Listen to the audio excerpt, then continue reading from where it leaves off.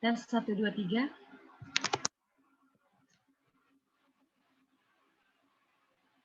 Bisa dengar suara saya? Bisa, jelas. Dengar, Mbak.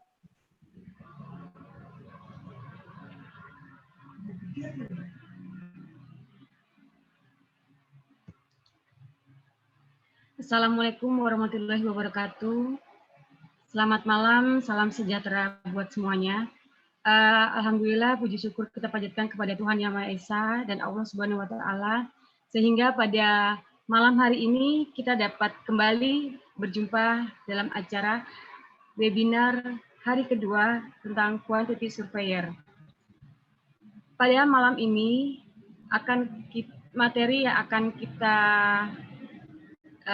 ikuti adalah mengenai proses tender pemerintah dan diikuti dengan administrasi kontrak konstruksi.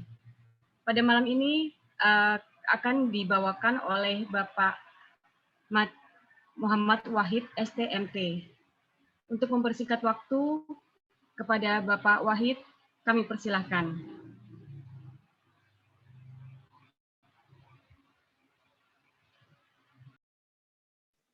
Ya, Assalamualaikum warahmatullahi wabarakatuh.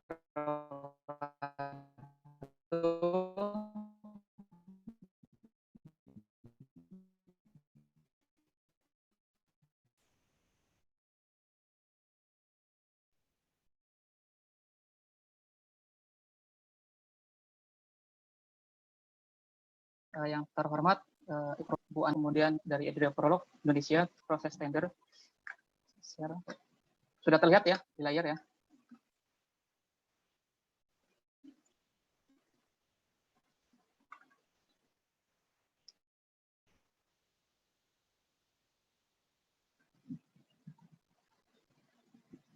Oke, langsung kita bahas pengertian dan tujuan tender.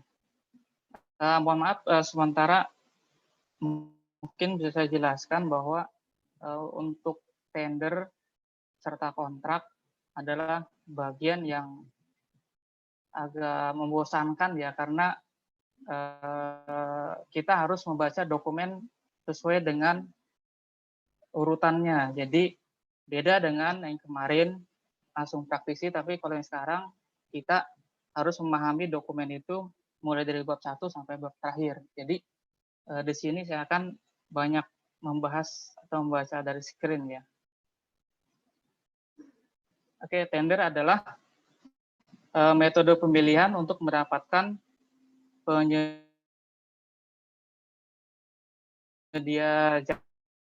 jasa pekerjaan konstruksi. Tujuannya adalah dan mendapatkan penyedia pekerjaan konstruksi.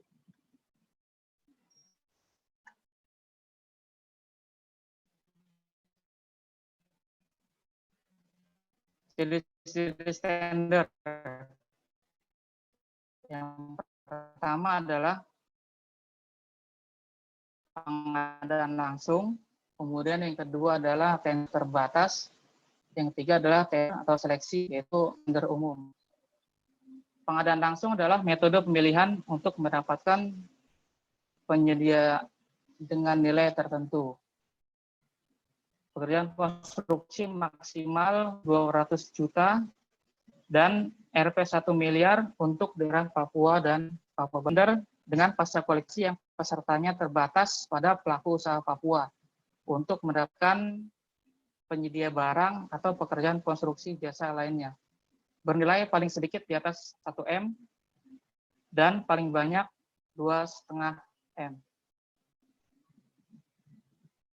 Tender atau seleksi umum adalah metode pemilihan untuk mendapatkan penyedia pekerjaan konstruksi.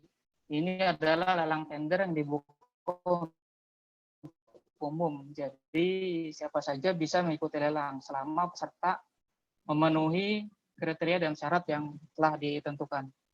Kemudian setelah tadi pengertian tender,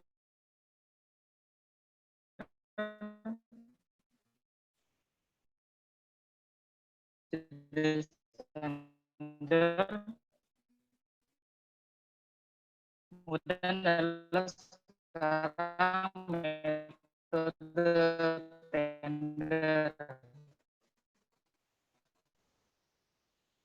Yang pertama adalah metode evaluasi kualifikasi. Itu proses kualifikasi untuk di pekerjaan konstruksi. Metode yang pertama adalah fase kualifikasi kompleks. Evaluasi kualifikasi sistem gugur. Yang kedua, metode evaluasi penawaran. Metode evaluasi penawaran untuk tender pekerjaan konstruksi untuk pengadaan yang harga penawarannya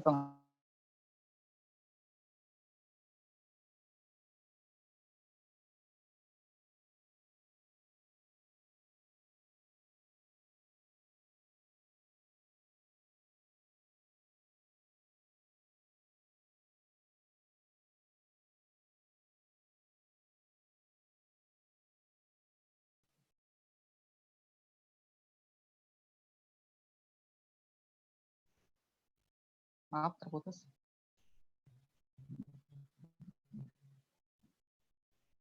Saya ulangi ya, untuk kedua adalah metode evaluasi penawaran, yaitu metode evaluasi penawaran untuk tender pekerjaan konstruksi meliputi yang A adalah sistem nilai atau digunakan untuk pengadaan yang harga penawarannya dipengaruhi oleh kualitas teknis. Yang B adalah harga terendah, yaitu dapat menggunakan harga terendah sistem gugur atau harga terendah ambang batas. Digunakan untuk pengadaan dengan spesifikasi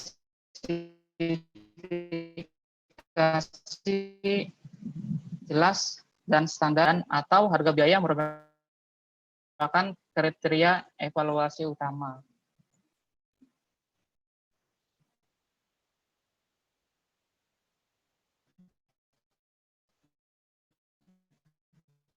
Yang ketiga adalah metode penyampaian dokumen penawaran. Metode penyampaian dokumen penawaran untuk tender pekerjaan konstruksi terdiri atas satu file, yaitu metode satu file digunakan untuk tender yang menggunakan metode evaluasi terendah. Kemudian file yang digunakan untuk tender yang menggunakan metode evaluasi nilai atau metode evaluasi harga terendah ambang batas. Setelah kita memahami metode lelang, kemudian kita jelaskan mengenai pelaku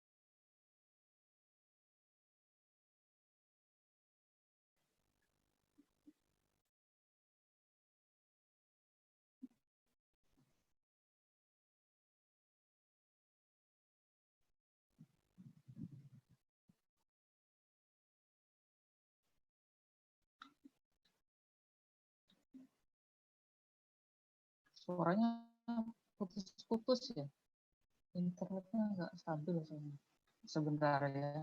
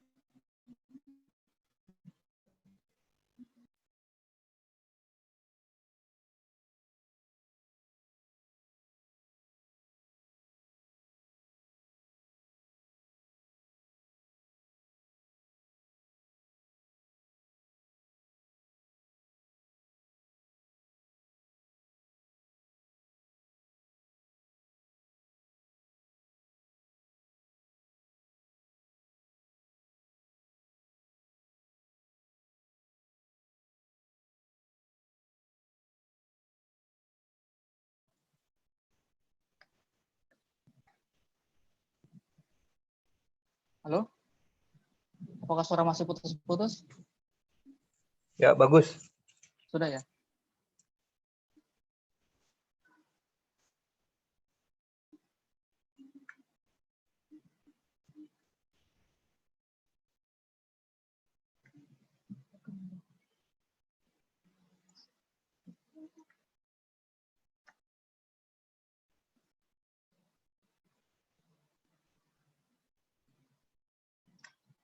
Kita lanjut ya.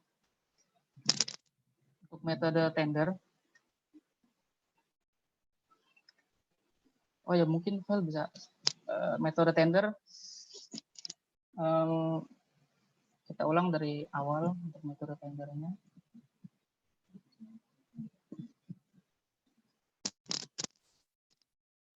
Metode tender terdapat 3 metode. Yang pertama adalah metode evaluasi kualifikasi, kemudian metode evaluasi penawaran, kemudian yang terakhir adalah metode penyampaian dokumen penawaran. Untuk metode evaluasi kualifikasi, itu adalah proses kualifikasi untuk tender penyedia pekerjaan konstruksi dilakukan dengan metode yang pertama adalah pasca kualifikasi, yaitu untuk tender pekerjaan konstruksi yang bersifat kompleks. Kemudian adalah prakualifikasi, yaitu untuk tender pekerjaan konstruksi yang bersifat kompleks. Jadi perbedaan antara pasca dengan pra adalah untuk pasca kualifikasi itu yang berbarengan dengan penawaran. Kemudian untuk prakualifikasi, kualifikasinya yang lebih dahulu evaluasi, kemudian penawaran harga dan teknisnya. Evaluasi kualifikasi dilakukan dengan metode sistem gugur. Metode evaluasi penawaran adalah yang kedua, yaitu untuk tender pekerjaan konstruksi. Meliputi A. Sistem nilai atau digunakan untuk pengadaan harga penawarannya dipengaruhi oleh kualitas teknis. Kemudian harga terendah, yaitu dapat menggunakan harga terendah sistem gugur atau harga terendah sistem ambang batas. Ini digunakan untuk pengadaan dengan spesifikasi jelas dan standar, kemudian persyaratan teknis mudah dipenuhi, dan atau harga biaya merupakan kriteria evaluasi utama. Sistem nilai ini kalau di kementerian itu biasanya dibagi dua, teknis dan harga ya. Bobotnya nanti tergantung penilaian. Bisa harga 30% atau teknisnya 70%. Kemudian yang ketiga adalah metode menyampaikan dokumen penawaran. Metode penyampaian dokumen penawaran untuk tender pekerjaan konstruksi terdiri atas satu file, yaitu metode digunakan untuk tender yang menggunakan metode evaluasi harga terendah sistem gugur. Kemudian metode penyampaian dua file digunakan untuk tender yang menggunakan metode evaluasi sistem nilai atau metode evaluasi harga terendah ambang batas. Kemudian pelaku pengadaan jasa konstruksi. Pelaku pengadaan yang terlibat dalam pengadaan jasa konstruksi meliputi yang pertama adalah PA, yaitu pengguna anggaran, adalah pejabat pemegang kewenangan penggunaan anggaran kementerian, negara, lembaga, atau perangkat daerah. Kemudian yang kedua adalah KPA, yaitu kuasa pengguna anggaran, adalah pejabat yang memperoleh kuasa dari pengguna anggaran untuk melaksanakan sebagian kewenangan dan tanggung jawab penggunaan anggaran pada kementerian negara atau lembaga yang bersangkutan. Yang ketiga adalah PPK, yaitu pejabat pembuat komitmen, yaitu pejabat yang diberi kewenangan oleh PA atau KPA untuk mengambil keputusan dan atau melakukan tindakan yang dapat mengakibatkan pengeluaran anggaran belanja negara atau daerah. Yang keempat adalah pejabat pengadaan, yaitu pejabat administrasi atau pejabat fungsional atau personil yang bertugas melaksanakan pengadaan langsung, penunjukan langsung, atau e-purchasing.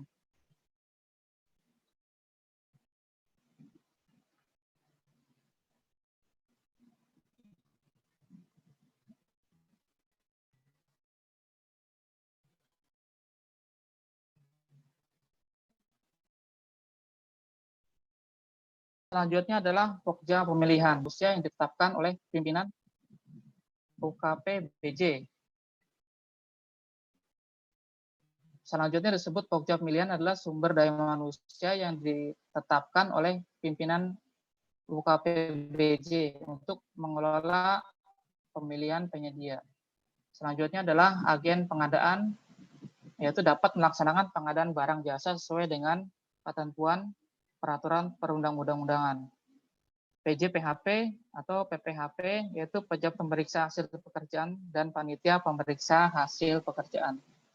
Yang terakhir adalah penyedia, yaitu pelaku usaha yang menyediakan jasa konstruksi berdasarkan kontrak.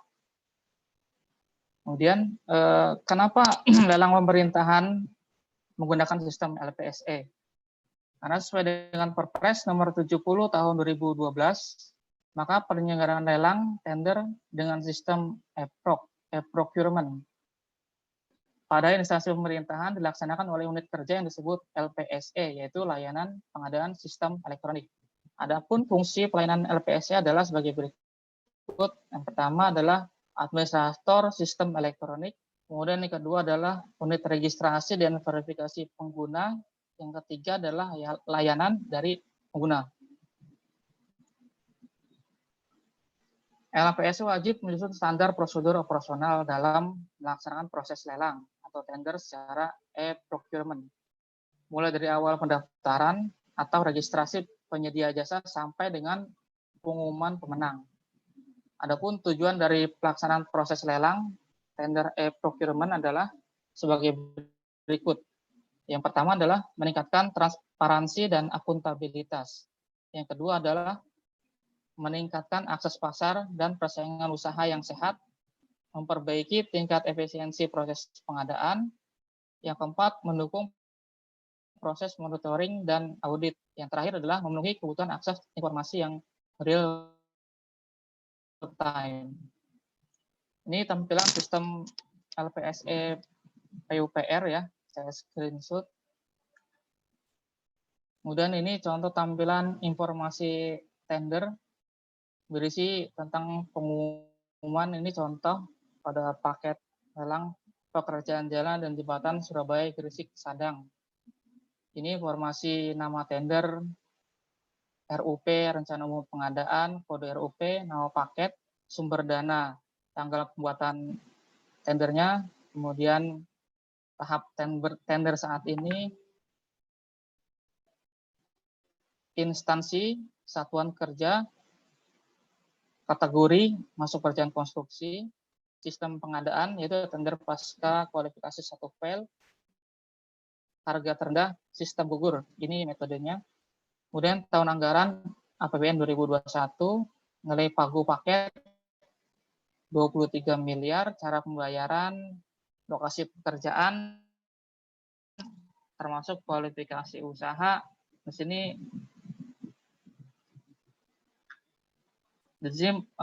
jadi tampilan di informasi tender.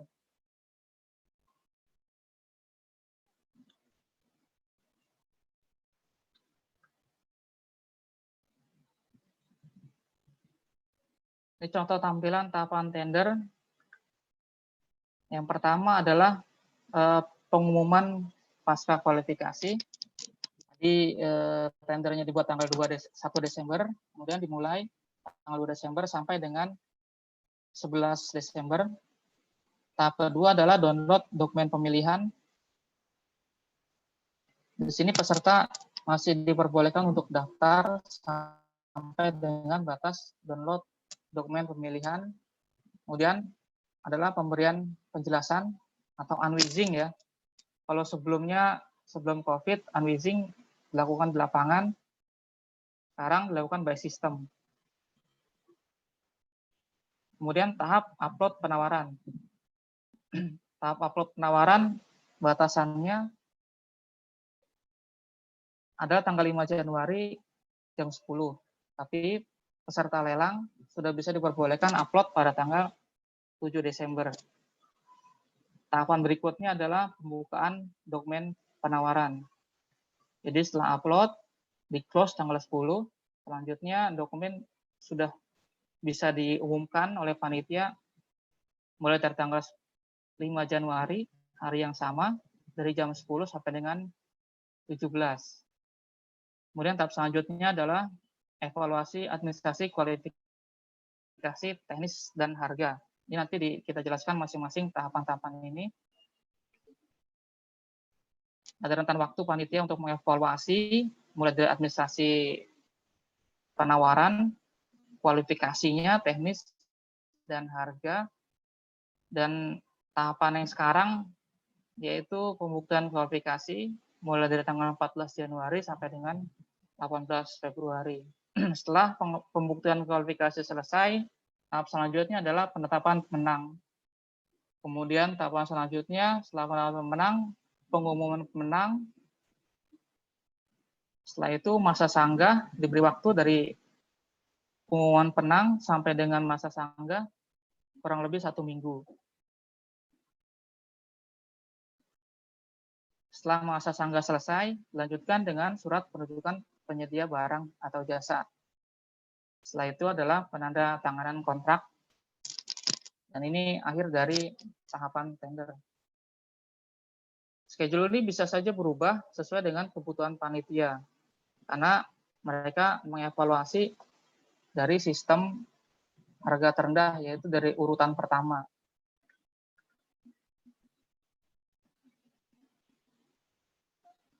Ini adalah contoh tampilan informasi tender untuk paket yang sama.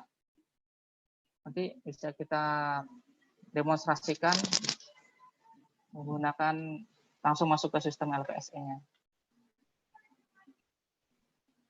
Ini adalah contoh tampilan pemberian penjelasan online yang sebelumnya dilakukan offline, ini dilakukan online.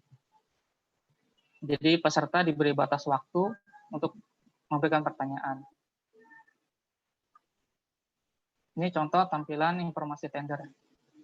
Di sini terdiri dari dokumen pemilihan, dokumen penawaran, persyaratan kualifikasi, KAK, rancangan kontrak, serta informasi lainnya.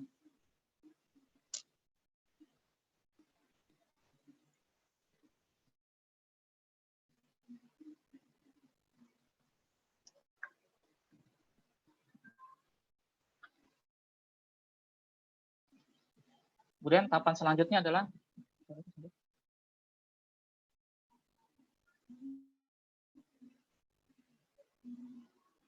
dokumen pemilihan.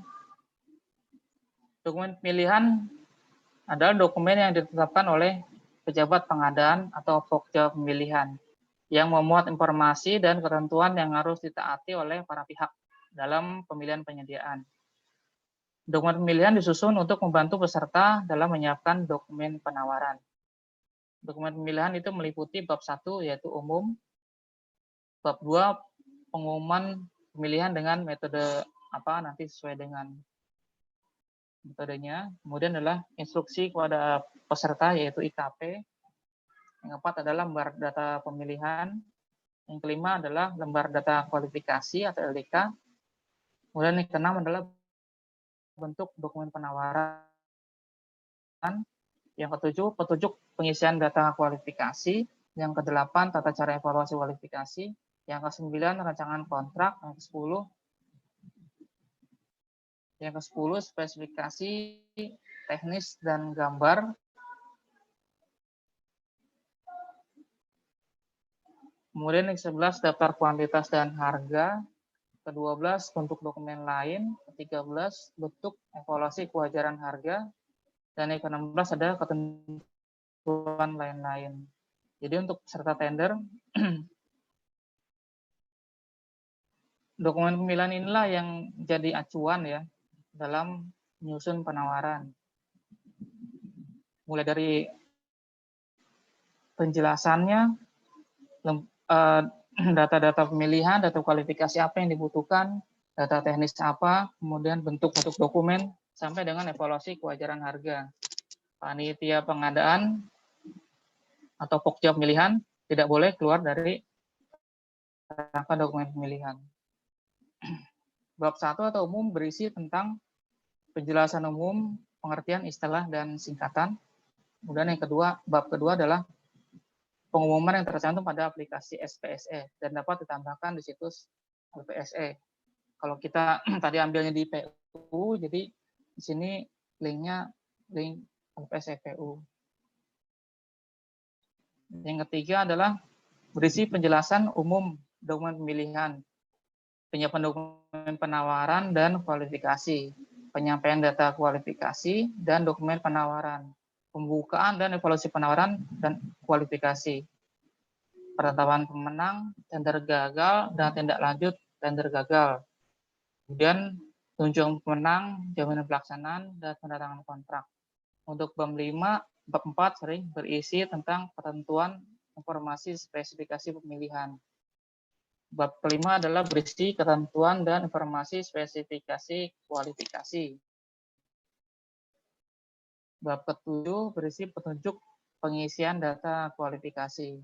Bab ke-8 berisi tata cara kualifikasi, evaluasi kualifikasi. Untuk bab 9 rancangan kontrak. Untuk bab 10 spesifikasi teknis dan gambar. Bab 11 daftar kuantitas dan harga.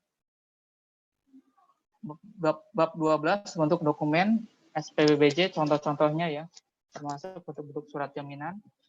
Bab 13 petunjuk evaluasi kewajaran harga bagi peserta dengan harga penawaran di bawah nilai nominal 80%. Bab ke-14 dokumen ketentuan lain-lain.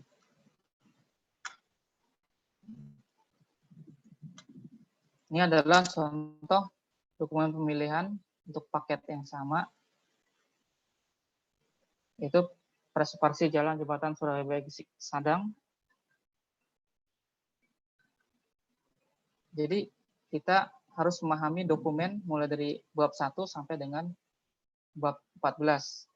Memang berat ya kalau untuk yang baru baca dokumen lelang, tapi memang semua harus dipahami mulai dari bab 1 sampai dengan bab 14. Apa sih pengertian PA dan KPA di sini tercantum. Kemudian instruksi kepada peserta apa saja. Coba kita lihat ya.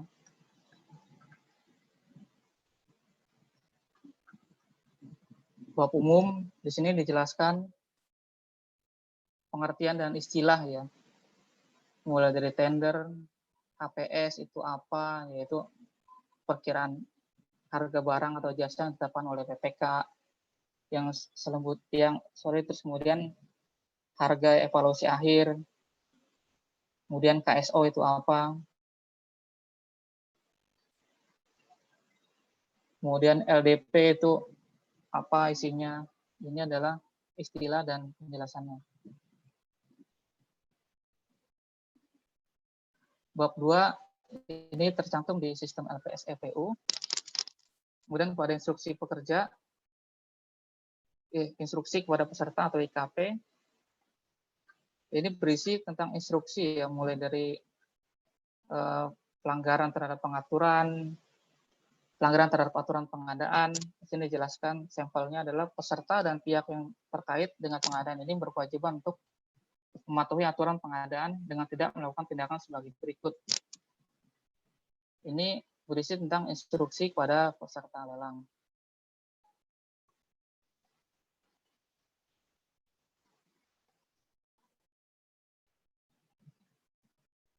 Dokumen pemilihan berisi ini mulai dari umum, pengumuman, instruksi IKP, LDP, bentuk dokumen penawaran, dokumen administrasi, dokumen penawaran teknis, semua tercantum ya.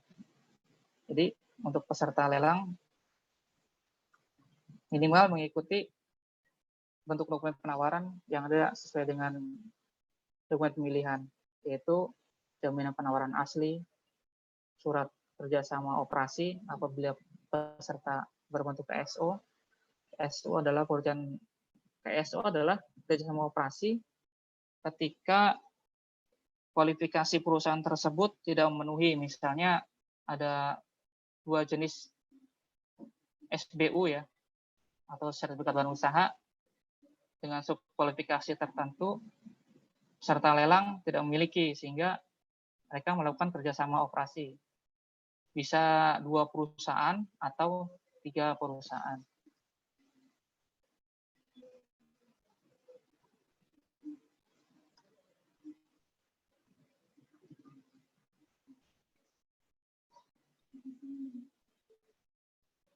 Kemudian ini lanjut ke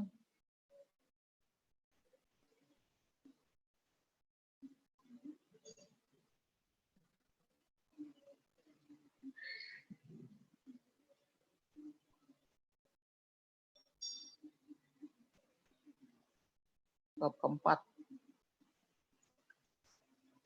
Mulai dari bab 1 sampai dengan bab ketiga itu isinya standar sesuai dengan standar dokumen pengadaan dari Kementerian PU sesuai dengan Permen PU nomor 14 tahun 2020.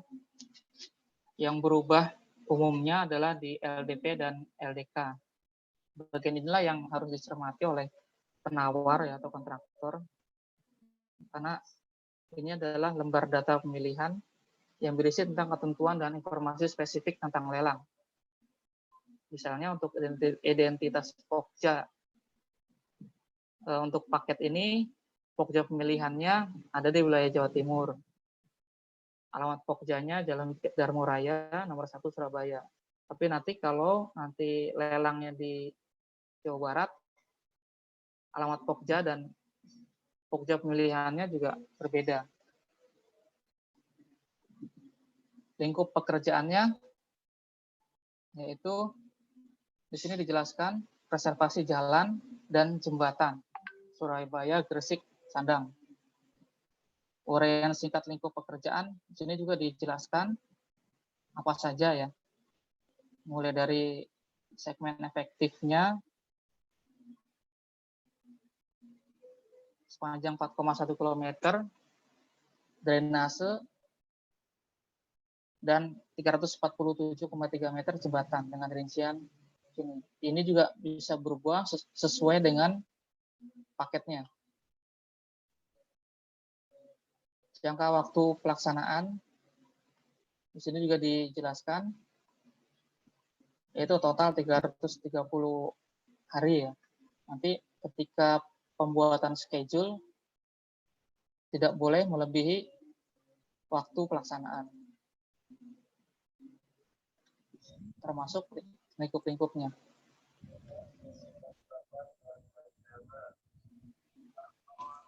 Slide-nya Pak, maaf Pak, belum bergeser. Belum bergeser ya? Ini saya menjelaskan untuk dokumen pemilihan ya.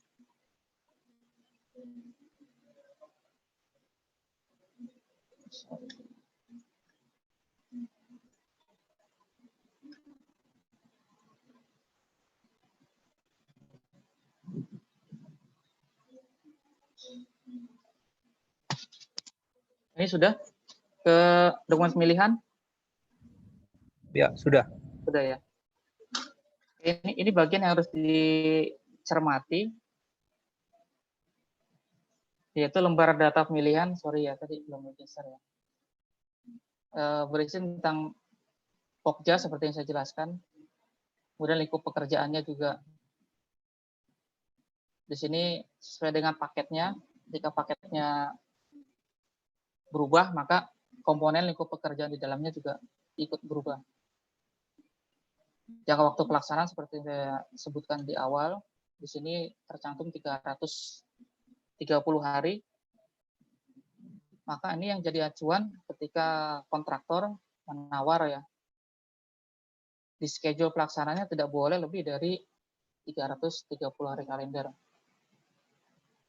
Kemudian di sini juga muncul sumber dana. Sumber dananya disebutkan bahwa di sini adalah APBN tahun anggaran 2021 dengan pagu anggaran 23 miliar.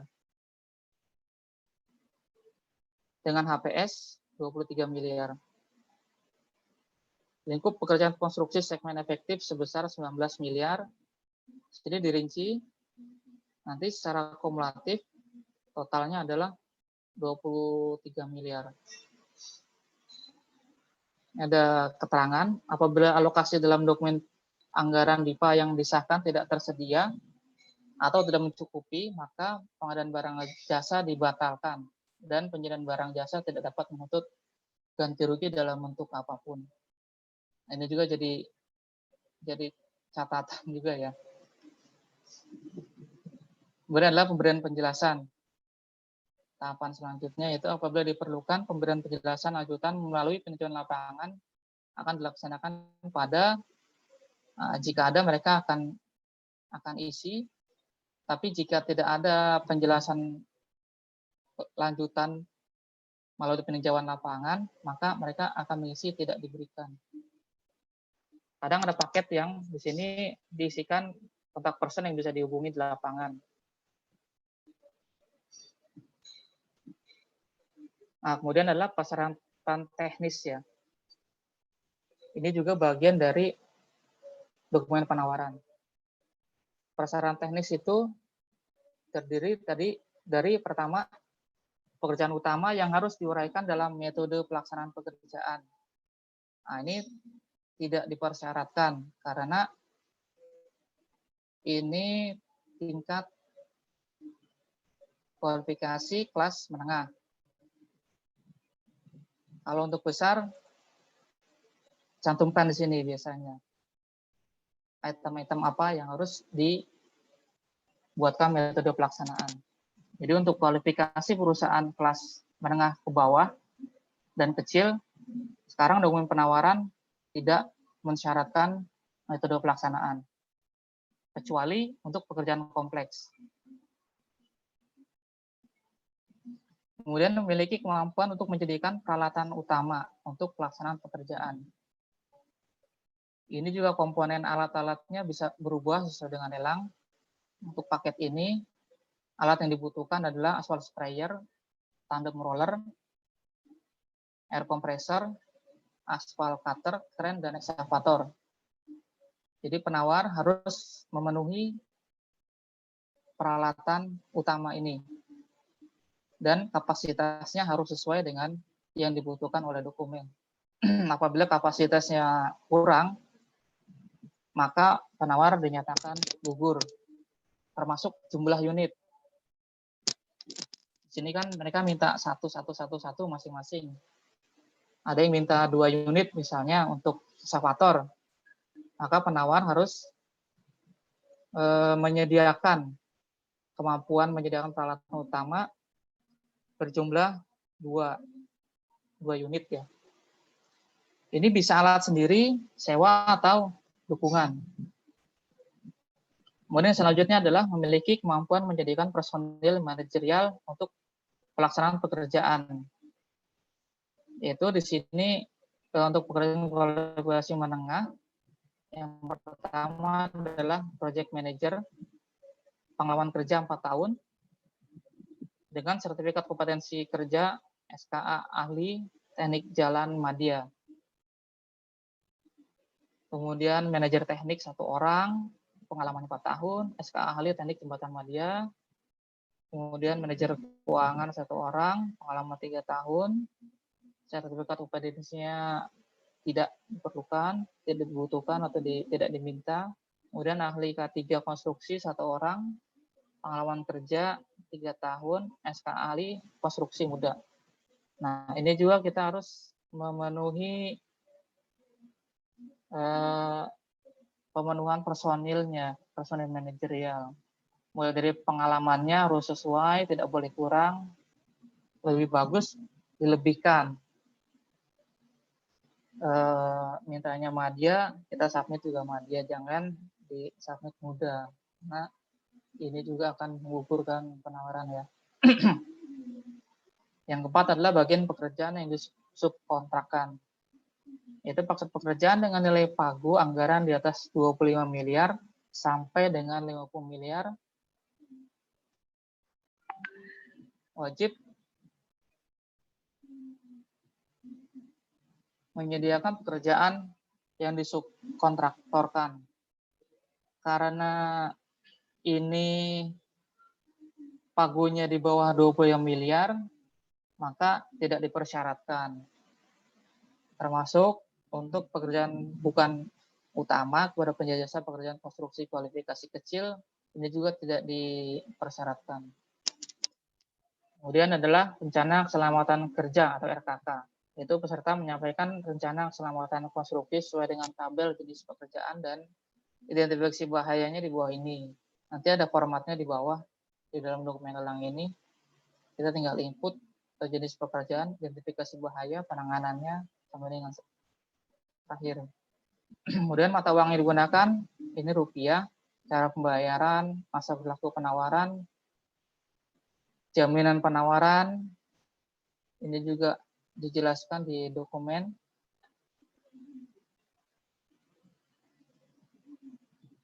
Sangka banding juga disampaikan lewat aplikasi LPSE ya, kepada siapa, Anda juga nanti sesuai dengan paketnya bisa berubah. Ketentuannya juga dijelaskan.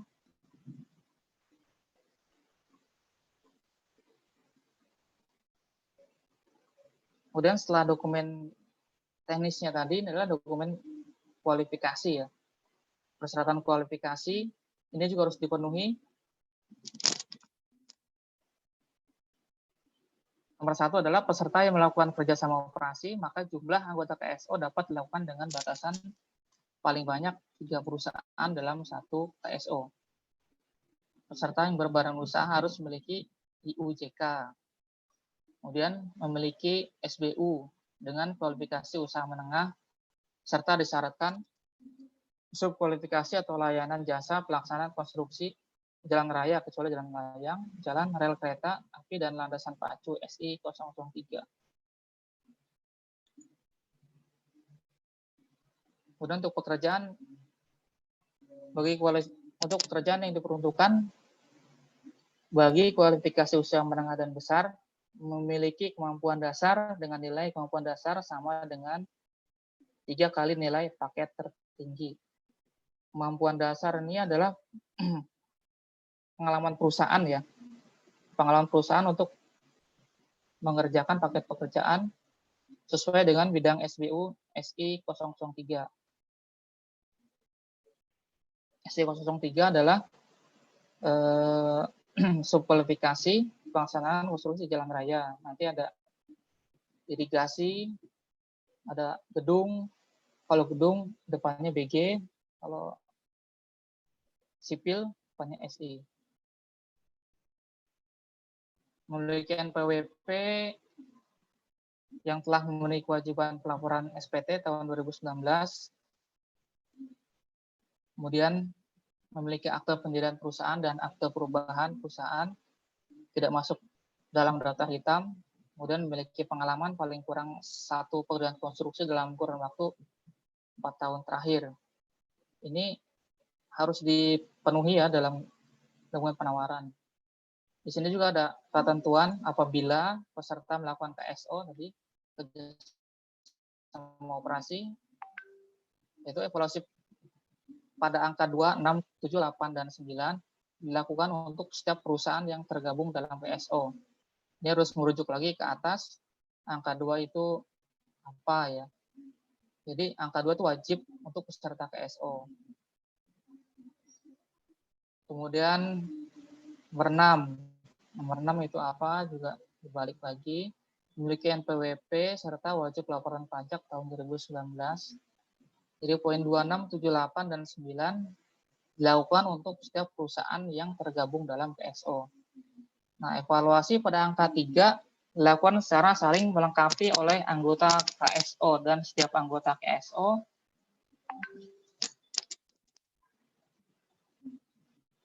harus memiliki salah satu SBU yang disyaratkan.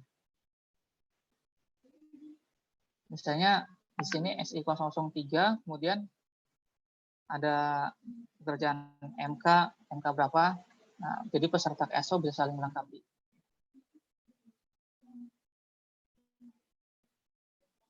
Ini aturan dalam peserta melakukan KSO.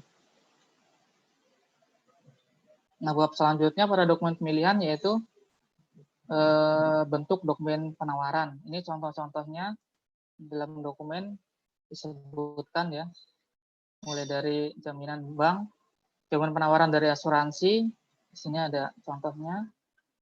Kemudian bentuk jaminan sanggah banding dari bank juga diberikan contohnya. Jadi penawar tinggal mengikuti format yang sudah diberikan.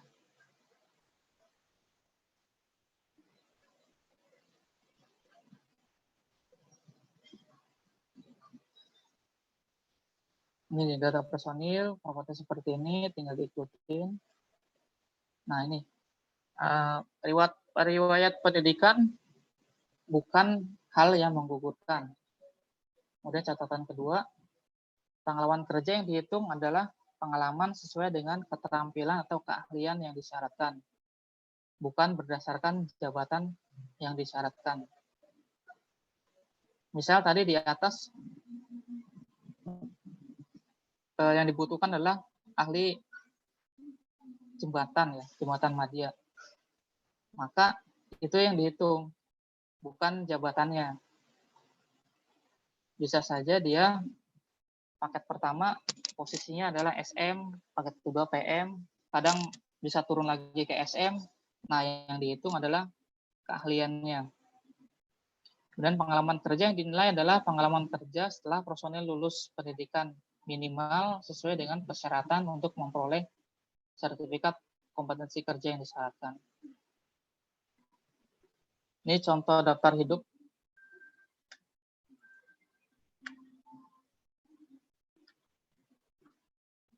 Ini contohnya, jadi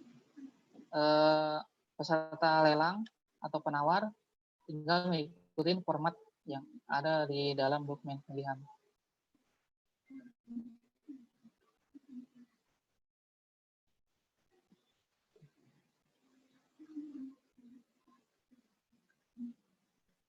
Jadi kita harus membaca dokumen ini ya mulai dari awal bab 1 sampai dengan bab terakhir karena format-formatnya juga sudah diberikan.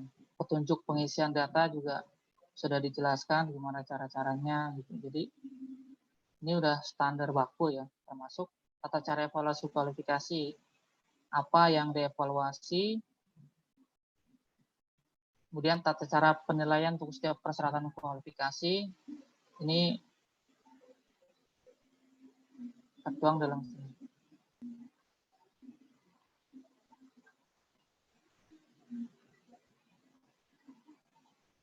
Rancangan kontrak juga diupload dalam sistem LPSE. Spesifikasi teknis dan gambar juga diupload.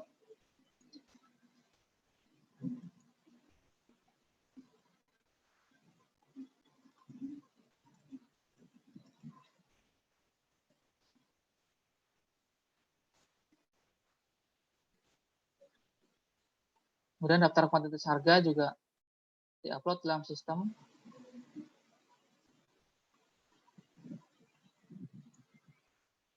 Saya tampilkan contoh BOQ-nya. Ini paket jalan ya, beda dengan yang kemarin gedung.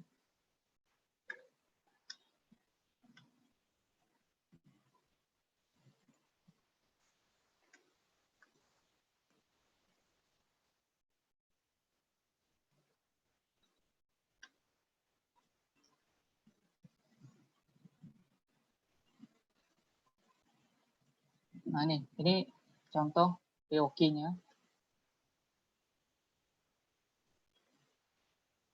Mulai dari divisi umum, divisi drainase, divisi pengerjaan tanah, divisi perkerasan berbutir, divisi perkerasan aspal, struktur, rehabilitasi jembatan, pekerjaan harian dan pekerjaan lainnya, dan terakhir adalah pekerjaan pemeliharaan kinerja. Volume untuk tiap-tiap item ini sudah ditentukan termasuk satuannya. Kita diminta untuk mengisi harga satuan. Karena metode untuk lelang ini adalah metode satu file dengan evaluasi harga satuan terendah. Jadi kita diminta untuk mengisi. Untuk desainnya juga contoh gambarnya ya.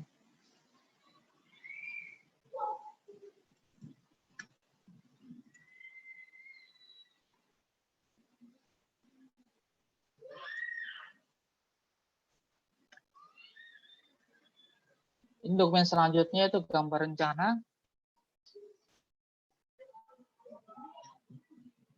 Di sini lengkap, mulai dari lokasi pekerjaan,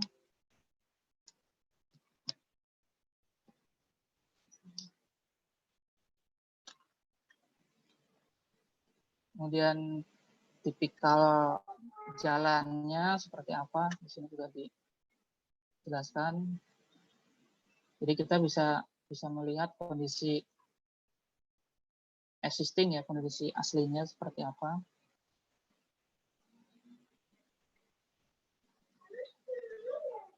Ini struktur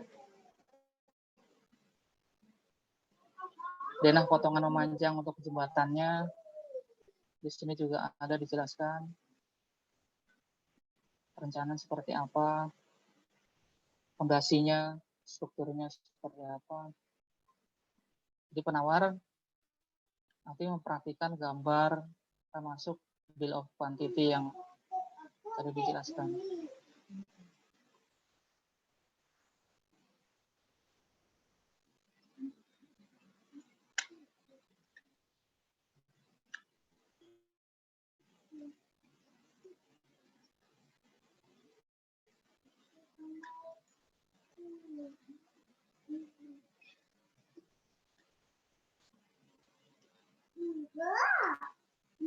Baik, isi dokumen pemilihan tadi seperti kita sudah lihat. Dokumen tender yaitu isinya dokumen lelang yang seperti sudah disampaikan sebelumnya. Terus KAK, gambar lelang tadi sudah saya kasih lihat juga. Kemudian rencana kontrak, BOQ, spesifikasi teknis, BA unwizing, serta adendum ya. Nanti ketika ada adendum, misalnya ada perubahan daftar peralatan, misalnya atau personil, maka akan dituangkan dalam adendum. Atau perubahan jadwal pemasukan juga nanti disampaikan dalam adendum. Oke, dokumen penawaran, tadi seperti yang kita lihat dalam dokumen lelang. Yang pertama berisi jaminan penawaran, kemudian yang kedua adalah surat perjanjian KSO, kemudian dokumen penawaran teknis yang terdiri dari metode pelaksanaan pekerjaan untuk pekerjaan kompleks dan atau pekerjaan yang diperuntukkan bagi kualifikasi besar. Jadi untuk lelang yang untuk kualifikasi usaha menengah tidak diminta ya, tidak dipersyaratkan. Kemudian daftar peralatan utama, daftar personil manajerial, kemudian formulir rencana kerja konstruksi, kemudian daftar bagian dari subkontrakan atau dokumen lain yang dipersyaratkan. Dokumen penawaran harga itu sesuai dengan surat penawaran harga, kemudian daftar kuantitas tadi sesuai dengan BOQ, serta formulir analisa harga satuan. Ini untuk penawaran di bawah 80%. Nah, siapa yang menyiapkan dokumen penawaran tersebut? Yang menyiapkan adalah tim tender ya kalau kita sebut. Tim tender itu dari kontraktor menjadi aktualisasi dari overlapping bagian pemasaran dan produksi yang dibentuk manajemen perusahaan. Peran tim tender sangat besar dalam menentukan keberhasilan kinerja suatu proyek. Walaupun kesuksesan suatu proyek masih diukur lagi dengan parameter lain. Lingkup pekerjaan tim tender selama mengikuti proses pelelangan adalah melakukan penyusunan dokumen administrasi lelang sesuai persyaratan atau kualifikasi dalam dokumen lelang dan kemampuan perusahaan. Kemudian yang kedua adalah melakukan penyusunan dokumen proposal teknik. Yang ketiga adalah melakukan penyusunan estimasi penawaran harga atau proposal biaya. Organisasi tim tender berbeda-beda di tiap perusahaan, tapi ini saya ambil minimalnya, atau bahkan lebih minimal lagi. Ini standar lah, maksudnya standar perusahaan ya. Yang pertama adalah kepala estimasi, kemudian yang kedua adalah estimator, itu petugas untuk membuat RAP dan RAB. RAP adalah rencana anggaran pelaksanaan real, RAB adalah rencana anggaran biaya. Ini sudah di-cover direct dan indirect-nya. Kemudian adalah engineering. Engineering ini berisi tugasnya adalah dia metode untuk perusahaan dengan kualifikasi besar, schedule, dan lain-lain. Yang keempat adalah quantity survey QS ya. Itu berfungsi untuk volume calculation ya, untuk ngecek volume. Dari volume BOQ tadi sesuai nggak dengan gambar misalnya.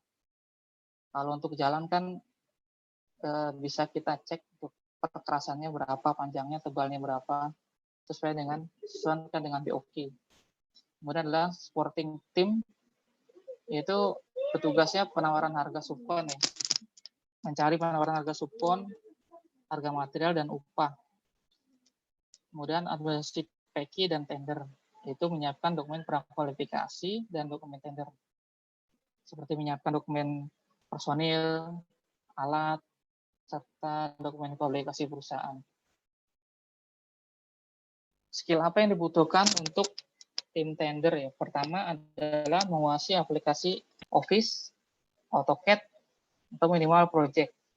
Yang kedua adalah kuat dalam perhitungan atau matematika dasar. Karena tim tender adalah orang yang menyiapkan proyek dalam skala kecil ya. Jadi dia harus memikirkan proyek itu mulai sampai dengan proyek itu selesai. Biaya-biaya yang keluar apa saja, baik biaya langsung ataupun biaya tidak langsungnya. Kemudian adalah kemampuan untuk membaca dan menginterpretasikan dokumen lelang, gambar, dan spesifikasi. Jadi balik lagi dia harus detail dalam membaca dokumen lelang, jangan sampai ada yang terlewat. Kemudian mampu membuat analisa alat, upah, dan material kaitannya dengan biaya penawaran. Kemudian memahami prosedur operasi di lapangan. Kenapa harus memahami prosedur operasi di lapangan? Terkadang metode itu mempengaruhi harga. Semakin bagus metode yang digunakan, maka harga semakin baik. Harga terbaik adalah karena ini sistem penawaran terendah, jadi harga terendah lah yang terbaik karena itu yang dievaluasi pertama. Kemudian adalah memiliki ketelitian analitis, kreatif, dan berinovasi. Yang ketujuh, memahami kemampuan perusahaan. Ini dalam artian dia harus memahami kualifikasi perusahaan, memahami alat-alat apa saja yang dimiliki perusahaan, personil apa saja yang dimiliki perusahaan. Kalau misalnya alatnya tidak punya, berarti harus mencari dukungan dari perusahaan yang memiliki alat yang diminta sesuai dengan dokumen lelang. Output dari tim tender adalah menyusun dokumen penawaran sesuai dengan dokumen lelang. Isi dari dokumen penawaran tadi adalah surat penawaran, jaminan penawaran, rekapitulasi dan harga kuantitas harga, metode pelaksanaan untuk pekerjaan besar, kemudian jangka waktu pelaksanaan, daftar personil, peralatan, bahan, beserta jadwalnya, struktur organisasi, TKDN, RMK, dan pra-RK 3, analisa teknis, dan analisa harga satuan. Tips memenangkan tender ya. Pertama adalah siapkan dulu perusahaan yang akan digunakan untuk mengikuti tender. Kenapa harus menyiapkan perusahaan? Karena ada persyaratan kualifikasi yang bisa jadi perusahaan kita itu tidak memenuhi. Misalnya SI 003 yang jalan ya, tapi kita punya kualifikasi lain. Jadi perusahaan itu harus ber-KSO. Kemudian urus berbagai macam dokumen syarat tender. Apa saja, misalnya kayak tadi personil, atau tadi minta misalnya laporan pajak tahun 2019, itu yang diurus. Jangan sampai laporannya belum update atau masih 2018. Karena kalau tidak sesuai dengan yang diminta, maka penawarannya dianggap gugur. Kemudian mencari sebanyak mungkin informasi atau berita tender. Baca dan periksa dengan teliti apa saja persyaratan yang harus disediakan. Yang kelima adalah ikuti dengan disiplin jadwal tender yang disediakan. Jadi kalau seandainya jadwal sudah pemasukan, tapi kita belum memasukkan penawaran, maka sudah pasti kita dinyatakan gugur karena tidak menyampaikan dokumen penawaran. Jadi jadwal tender harus benar-benar diperhatikan. Jujur tanpa harus melakukan kecurangan. Terus hindari perbuatan yang melanggar hukum. Ajukan harga penawaran di bawah dan mendekati harga tender. Jaga hubungan baik dengan supplier dan subkon untuk mendapatkan harga terbaik. Kemudian apabila terpilih sebagai pemenang, maka mengerjakan pekerjaan sesuai dengan spesifikasi yang ditentukan. Kesalahan-kesalahan dalam tender umumnya adalah salah dalam melakukan perhitungan. Kemudian yang kedua adalah salah dalam mengasumsikan informasi pekerjaan. Kemudian salah ketik ya, salah ketik misalnya kita ikut 2 paket dalam waktu yang sama, nama paketnya lupa diganti misalnya, itu juga menggugurkan. Kemudian salah dalam menyiapkan dokumen lelang, misalnya alat yang disubmit spesifikasinya tidak sesuai dengan yang diminta. Ini umumnya kesalahan-kesalahan tender ya. Yang paling dominan adalah kesalahan dalam melakukan perhitungan. Faktor penyebab kekalahan dalam tender. Yang pertama adalah daya saing untuk pemenangan tender. Daya saing ini komponennya juga banyak ya. Misalnya kita tidak memiliki sumber daya alam, peralatan termasuk personil, sehingga harus melibatkan pihak ketiga yang biayanya jadi semakin besar.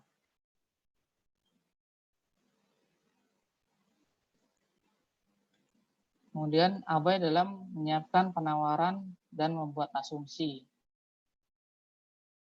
Tim tender adalah harus pandai membuat asumsi. Asumsi dalam artian susunan metode pelaksanaan, misalnya mulai dari menggali misalnya. Menggali itu urutannya apa saja, mulai dari ekskavator menggali berapa menit, kemudian taruh material ke dalam dump truck berapa menit, dia swing berapa menit. Nah, ini asumsi-asumsi inilah yang menjadi dominan ya dalam komponen harga. Semakin lama kapasitas produksi alat misalnya, maka semakin besar biaya yang dikeluarkan. Kemudian terlalu mempercayakan informasi dan budget yang diberikan oleh klien atau subkon. Baiknya untuk klien kita mendapatkan 2 atau 3 informasi untuk pembanding. Kemudian adalah menjadikan informasi yang tidak komplit dalam tender. Misalnya ada bagian yang tidak kita submit. Kurang komunikasi antara tim tender. Dan yang terakhir adalah faktor eksternal. Terus apa yang harus dilakukan? Yang pertama adalah kontraktor harus memiliki pengetahuan dalam menginterpretasikan bentuk tender karena harus dapat memenuhi syarat yang diberikan, spesifikasi yang diminta dan juga dalam menentukan harga barang. Kontraktor harus menyadari kepentingan mengajukan penawaran yang rendah untuk memberikan kesempatan yang lebih tinggi dalam memenangkan penawaran dalam suatu kompetisi. Yang terakhir adalah catatan bahwa kontraktor sering kesulitan dalam menerapkan teknik real costing atau RAP-nya karena kontraktor melakukan kesalahan dengan menghilangkan biaya penting yang harus dipertahankan dalam estimasi biaya. Yang kedua adalah kontraktor terlalu percaya diri memenangkan kompetisi tender yang akhirnya mengecewakan karena keliru menghilangkan biaya sebenarnya yang dapat mempengaruhi total biaya kontrak dan mengakibatkan kegagalan dalam pelaksanaan pekerjaan. Yang ketiga adalah keputusasaan dalam merawat proyek dan menghadapi pesaing. Kontraktor mengajukan biaya yang tidak realistis. Pokoknya yang penting menang lah untuk memenuhi bahwa kontraktor memulai suatu terlalu mudah dengan membiarkan biaya melebihi perkiraan sebelumnya dan menagih klien tanpa ragu-ragu untuk menutupi daripada melakukan perhitungan terperinci. Terus kemudian kontraktor tidak sadar ketika melakukan kesalahannya dan biasanya kontraktor terlambat untuk menarik pengajuannya. Ya, demikian itu presentasi untuk tender.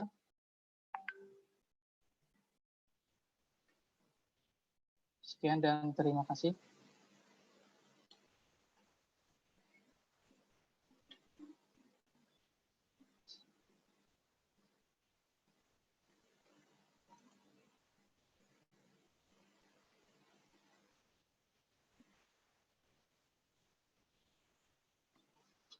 Selanjutnya adalah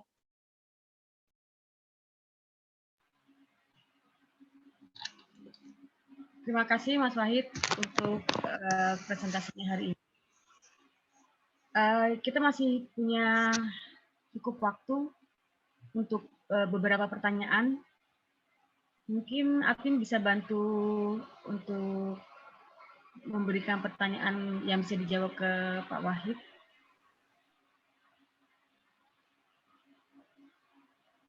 Untuk kontrak, apakah langsung dipresentasikan? Ya, silakan Pak. Ada pertanyaan di kolom Q&A Pak. Iya. Mungkin bisa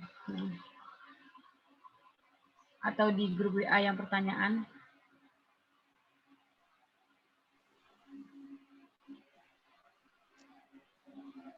Grup WA. Atau mungkin saya presentasi dulu untuk yang kontrak ya Bu ya. Oh iya, Biar biasa. sekalian.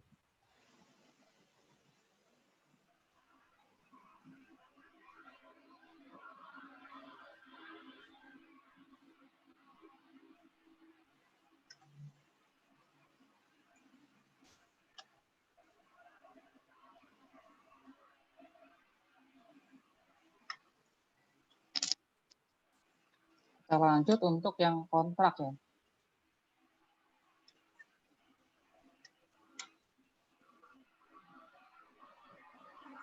Kontrak, pemahaman tentang kontrak adalah suatu perjanjian antara dua pihak atau lebih dengan hak dan kewajiban yang dapat diberlakukan atau dikenal dalam hukum atau perundangan yang berlaku, atau janji atau serangkaian janji oleh para pihak untuk suatu transaksi yang dapat diberlakukan atau dikenal dalam hukum dan perundang-undangan yang berlaku, yang membuat Garner tahun 2004. Kemudian kontrak menurut Martin and Lau adalah suatu perjanjian yang mengikat secara hukum. Perjanjian terjadi sebagai hasil dari suatu penawaran dan persetujuan, tapi beberapa persyaratan lain harus dipenuhi untuk suatu perjanjian agar menjadi suatu perjanjian yang mengikat. Menurut Chow, kontrak adalah suatu perjanjian bersifat mengikat secara hukum dan terjadi ketika salah satu pihak menyetujui penawaran yang dibuat oleh pihak lain dan memenuhi persyaratan yang berikut. Persyaratan sebagai berikut. Pertama adalah kedua belah pihak harus memiliki kapasitas hukum untuk memasuki kontrak. Yang kedua adalah kedua belah pihak harus memiliki niat untuk menciptakan hubungan hukum. Yang ketiga harus mengacu pada persyaratan hukum. Tujuan kontrak tidak boleh melawan hukum. Ketentuan harus mengandung kepastian. Dan menurut Black Law Dictionary adalah suatu persetujuan antara dua orang atau lebih yang menimbulkan kewajiban untuk melakukan atau tidak melakukan tindakan secara sebagian. Kontrak dilakukan oleh pihak-pihak yang berkompeten dalam kesepakatan yang saling menguntungkan. Kontrak tertuang di dalam dokumen tertulis yang berisi persetujuan dari para pihak dengan syarat dan ketentuan sebagai bukti dari segala kewajiban. Kontrak menurut peraturan pemerintah tahun 2004 nomor 24 tahun 2005, yaitu kontrak konstruksi adalah perikatan yang dilakukan secara khusus untuk konstruksi sesuai aset atau suatu kombinasi yang berhubungan erat satu sama lain atau saling tergantung dalam hal rancangan, teknologi, dan fungsi atau tujuan penggunaan utama. Menurut Permen PUPR nomor 14 tahun 2020, kontrak kerja konstruksi selanjutnya disebut kontrak adalah keseluruhan dokumen kontrak yang mengatur hubungan hukum antara pengguna jasa dengan penyedia jasa dalam penyelenggaraan jasa konstruksi. Persyaratan kontrak konstruksi adalah suatu kejadian mendatang dan tidak pasti, di mana keberadaan atau batas suatu kewajiban atau tanggung jawab tergantung padanya. Suatu tindakan atau kejadian tidak pasti yang menambah atau meniadakan suatu kewajiban menghasilkan kinerja yang dijanjikan. Sebagai contoh, jika Ahmad menjanjikan Rp500 kepada Ali sebagai pembayaran untuk perbaikan mobilnya, tetapi Ali gagal memperbaikinya, maka Ahmad dibebaskan dari kewajiban membayar. Ini persyaratan kontrak konstruksi menurut Taitang adalah bagian pokok dari suatu kontrak yang mengarah pada akar kontrak. Pelanggaran persyaratan memberikan hak kepada pihak yang dicederai untuk tidak mengakui kontrak dan mengajukan klaim ganti rugi. Jenis kontrak pengadaan barang dan jasa. Yang pertama adalah kontrak lamsam, yang kedua kontrak harga satuan, yang ketiga adalah kontrak gabungan lamsam dan harga satuan, kontrak terima jadi, yang terakhir adalah kontrak payung. Kontrak lamsam adalah kontrak dengan ruang lingkup pekerjaan dan jumlah harga yang pasti dan tetap dalam batas waktu tertentu, dengan ketentuan sebagai berikut. Semua risiko sepenuhnya ditanggung oleh penyedia. Yang kemudian kedua, berorientasi kepada output. Pembayaran didasarkan pada tahap produk atau output yang dihasilkan sesuai dengan kontrak. Ruang lingkup kemungkinan kecil berubah. Detail engineering design dan spesifikasi teknis lengkap dan akurat. Cara pembayaran hasil pekerjaan untuk kontrak lamsam dilakukan berdasarkan tercapainya tahapan produk atau keluaran yang dicantumkan dalam kontrak tanpa rincian biaya dan volume. Kemudian kontrak harga satuan merupakan kontrak pengadaan barang atau pekerjaan konstruksi atau jasa lainnya dengan harga satuan tetap untuk setiap satuan atau unsur pekerjaan dengan spesifikasi teknis tertentu atas penyelesaian seluruh pekerjaan dalam batas waktu yang telah ditetapkan dengan ketentuan sebagai berikut. Pertama adalah volume atau kuantitas pekerjaannya masih bersifat perkiraan pada saat kontrak ditandatangani.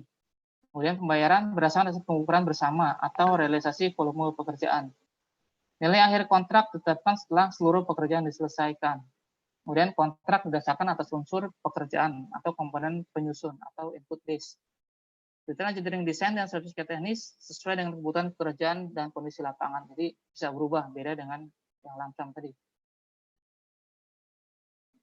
Kemudian cara pembayaran hasil pekerjaan untuk kontrak harga satuan dilakukan berdasarkan pengukuran hasil pekerjaan bersama atas realisasi volume pekerjaan dengan harga satuan tetap sesuai perkiraan volume dalam daftar kuantitas dan harga ketentuan dalam kontrak.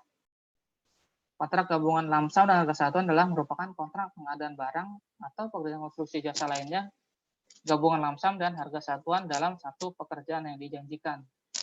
Jadi ada item lamsam dan ada item harga satuan juga. Kemudian kontrak terima jadi atau turnkey merupakan kontrak pengadaan pekerjaan konstruksi atas penyelesaian seluruh pekerjaan dalam batas waktu tertentu dengan ketentuan berikut.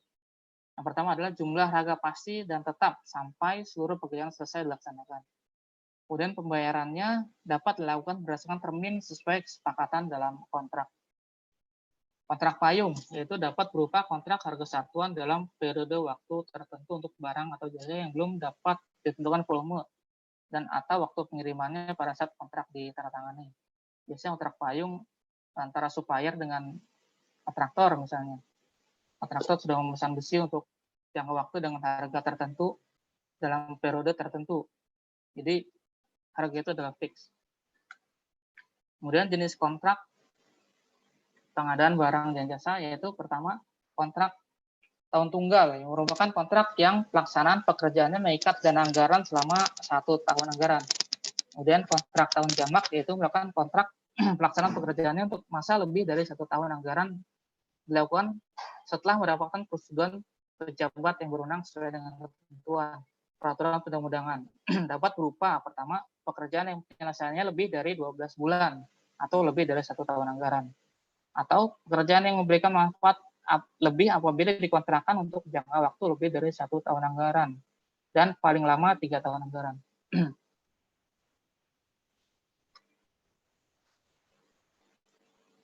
Untuk kontrak pengadaan barang dan jasa, itu untuk kontrak dalam pekerjaan konstruksi terdiri dari surat perintah kerja, yaitu untuk metode pemilihan langsung ya. Kemudian surat perjanjian untuk metode tender terbatas atau tender umum. Jadi kalau untuk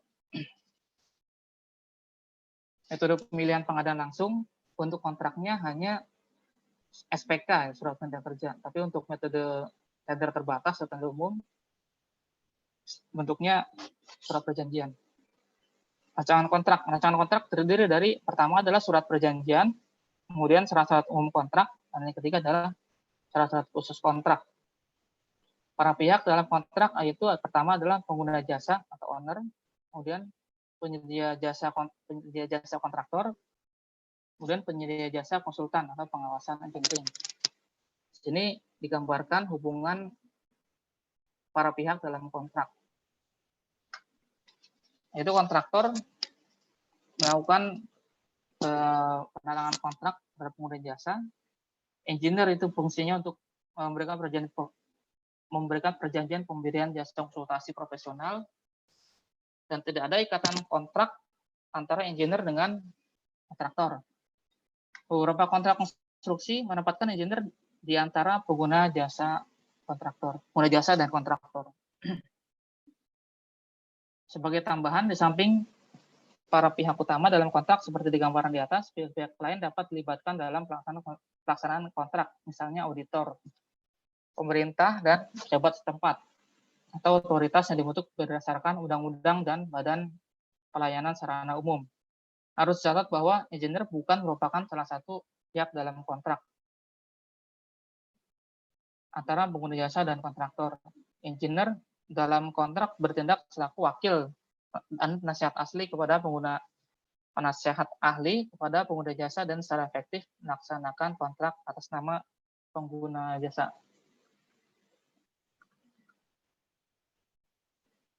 Kemudian tahapan pelaksanaan kontrak. Mulai dari penerbitan dokumen lelang, ya, itu nanti ada masa penyiapan dokumen penawaran, kemudian penyampaian dokumen penawaran, masa evaluasi penawaran, setelah itu tahapan penerbitan surat penunjukan. Setelah muncul penerbitan surat penunjukan, maka kontraktor membuat jaminan pelaksanaan. Setelah itu, tahapan selanjutnya adalah tanggal mulainya pekerjaan sampai dengan penerbitan berita acara serah terima. Ini masuk fase masa pelaksanaan pekerjaan. Setelah penerbitan berita acara serah terima 1 atau PHO, maka masuk ke dalam masa pemeliharaan sampai dengan penerbitan berita acara serah terima kedua.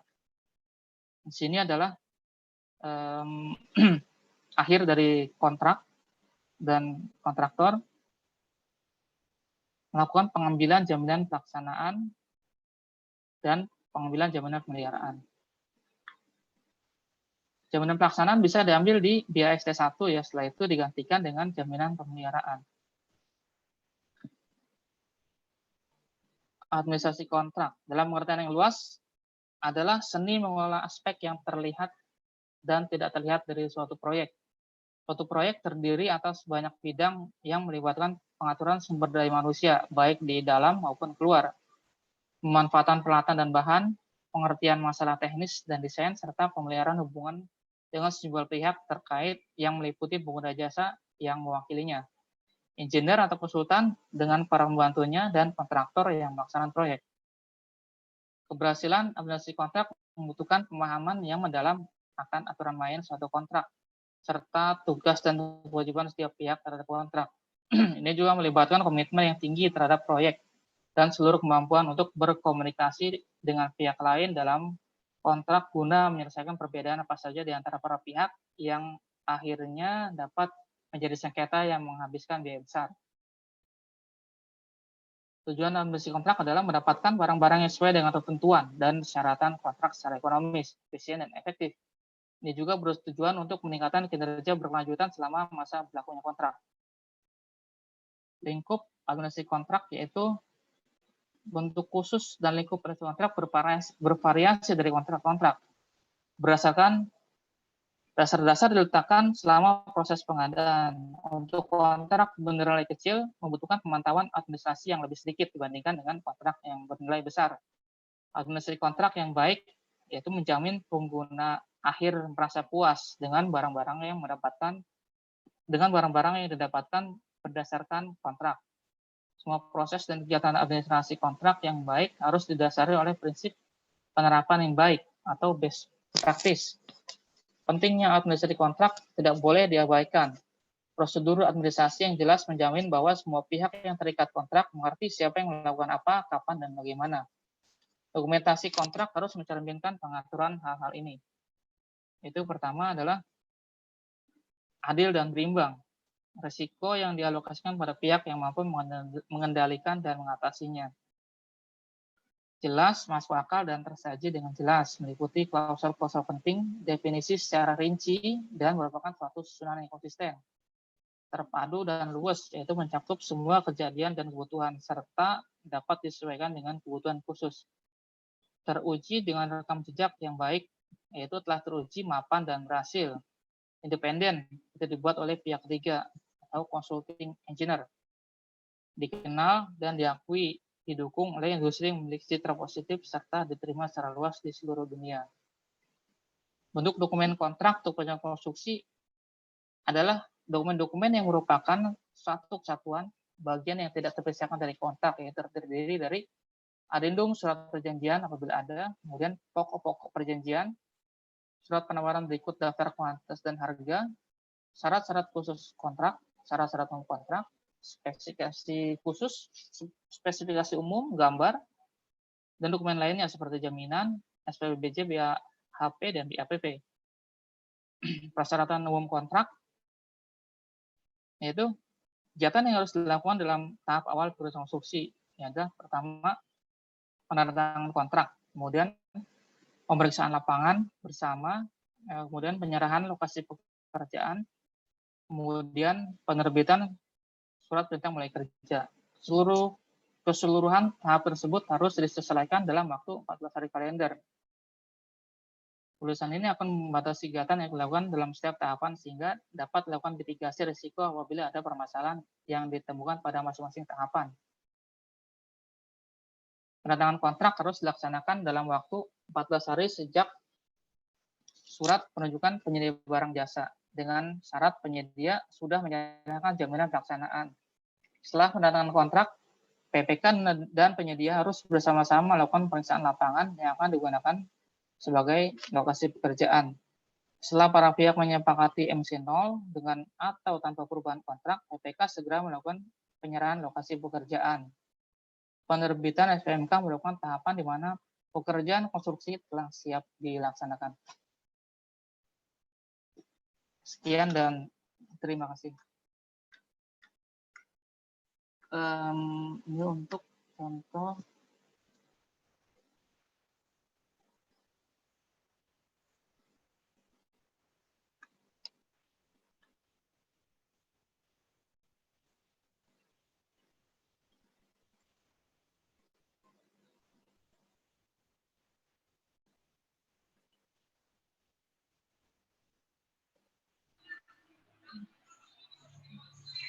Terima kasih atas paparannya. Untuk peserta yang akan mengajukan pertanyaan secara live, bisa menggunakan fasilitas raise hand. Kita ada waktu sekitar 20 menit untuk bisa menjawab pertanyaan dari peserta.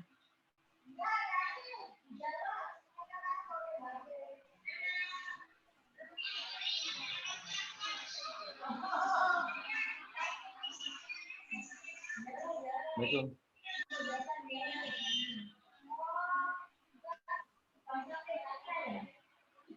Tolong admin fasilitas raise hand-nya. Sudah, itu silahkan Pak Yudi. Kalau ingin bertanya sudah bisa, suaranya sudah bisa. Oke Pak, Assalamualaikum warahmatullahi wabarakatuh. Waalaikumsalam Terima warahmatullahi kasih wabarakatuh. Pak Muhammad Wahid dan Bu Riris. Pak, saya mau nanya Pak, Ya. Yang terkait KSO. Kalau pembentukan KSO itu harus dinetraliskan nggak Pak pada saat dia mau ikut lelang? Yang pertama. Terus yang kedua, masih sekitar KSO. Jika ada perusahaan baru Pak, kan tentunya kita butuh semacam pembinaan. Ada perusahaan baru yang KSO. Secara perusahaan pengalaman kerjanya juga belum ada, tapi personil-personilnya tuh sudah sangat memiliki pengalaman. Apakah bisa disertakan dalam lelang? Sementara dua itu dulu terima kasih. Oke Pak, itu Pak Yudi ya. Untuk yang pertama adalah perlu dinotariskan ke KSO ya. Sebenarnya di dalam dokumen penawaran, kita buka dokumen contohnya, dokumen pemilihan.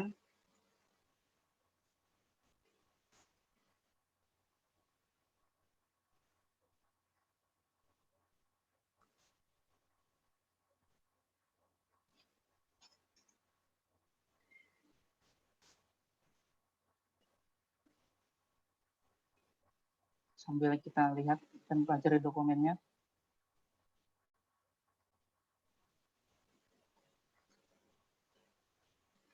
Pada dalam dokumen memang tidak disebutkan dinotariskan atau tidak ya, tapi itu juga tidak mempengaruhi Pak. Tapi untuk secara legal akan lebih kuat itu dinotariskan. Karena kan ada biayanya kita kan belum menang tapi udah berbiaya. Iya. Di sini kan ada format bentuk perjanjian KSO ya Pak ya. Iya. Nah, di sini tidak dinyatakan harus dinotariskan.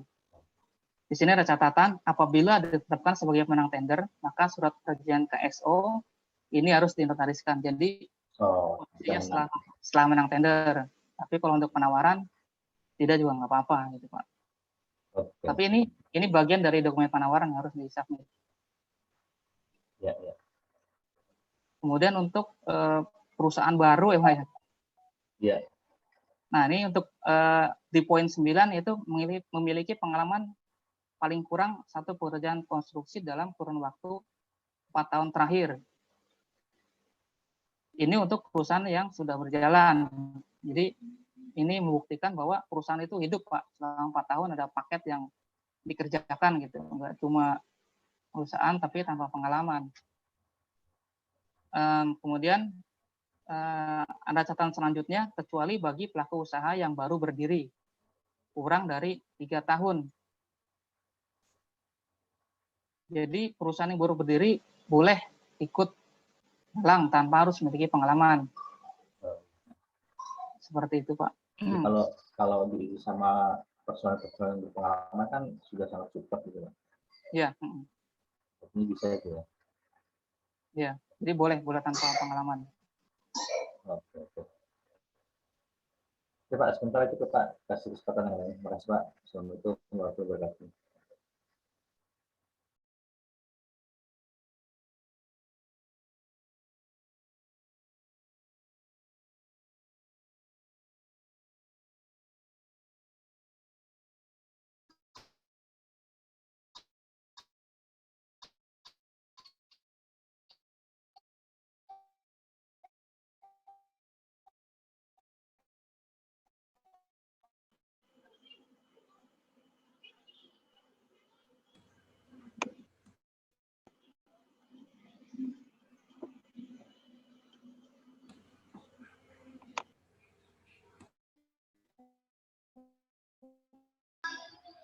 Pertanyaan berikutnya.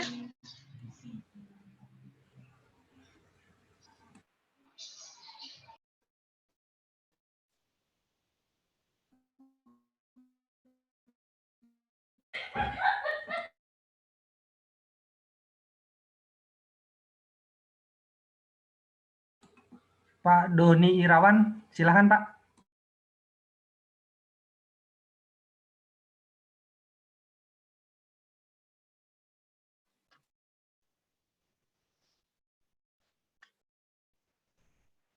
Pertanyaan selanjutnya mungkin di Q&A-nya ya kali ya. Apa beda terendah sistem gugur dan ambang batas? Halo Pak. Halo ya, sorry. Ya. Halo ya. Ya. Mau nanya tentang proses tendernya Pak, proses lelang.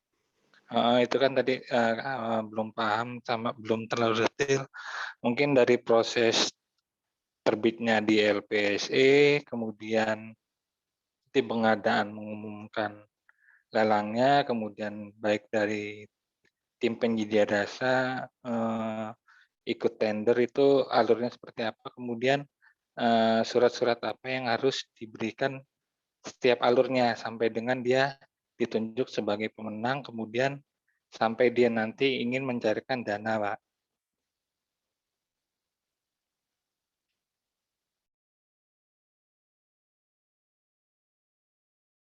Cukup, Pak.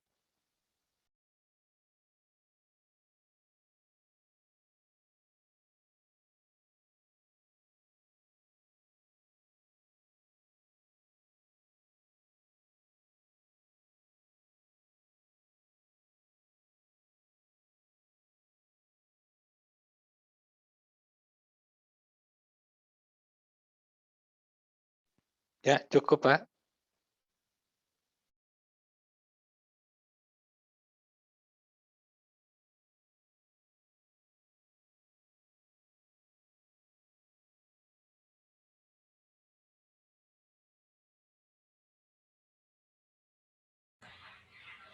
Mohon maaf Pak Doni, ditunggu sebentar Pak ya, saya ada gangguan sinyal Pak.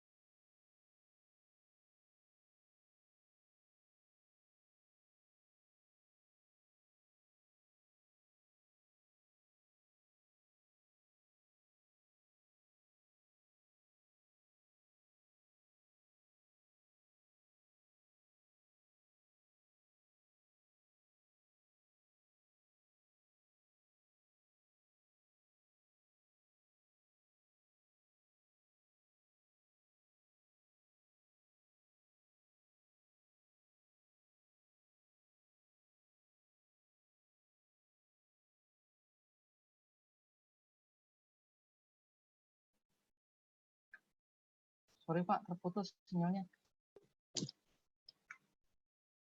Bisa diulangi pertanyaannya Pak? Ya, pertanyaannya bisa diperjelas Pak, proses awal pengadaan lelang atau tender dari pengusulan di LPSE, kemudian surat-surat pendukung apa saja yang harus diterbitkan dan porsinya siapa itu Pak? Misalnya kan penawaran yang buat siapa, kemudian surat-surat apa saja kalau bisa di-share contoh-contohnya, kemudian dari dia daftar di LPSE sampai dia pemenang tender dan sampai mungkin dia ingin mencairkan dananya Pak. Mungkin dokumen-dokumen apa saja dan kalau bisa ada contohnya Pak. Terima kasih.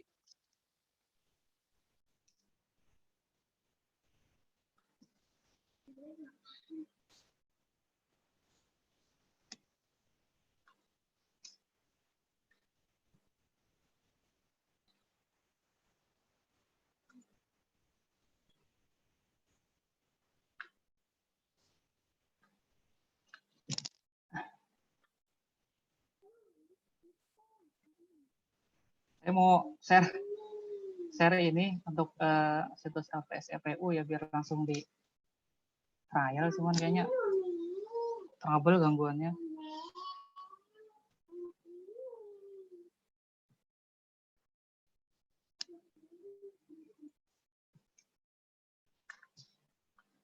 Jadi kita balik ke dokumen pemilihan ya Pak, dokumen lelang ya Pak ya. Iya Pak.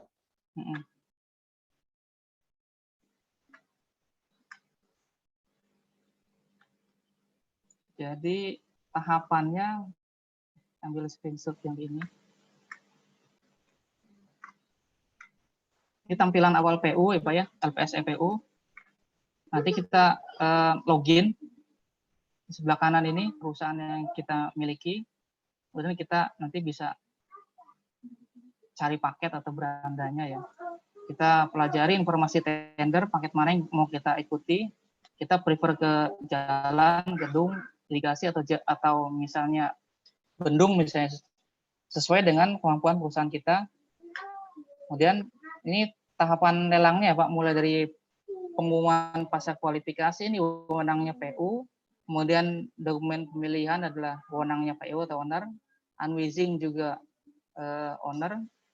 Nah mulai tahap ini adalah mulai dari nomor 4, 5, 6, 7, 4, 4 ini, kita tahap ini aja, ini di tahapan kontraktor atau penawar.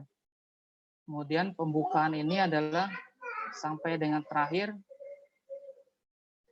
sudah wewenangnya Kementerian PU atau ownernya. Kemudian bentuk dokumen penawaran sesuai dengan tadi ya Pak ya.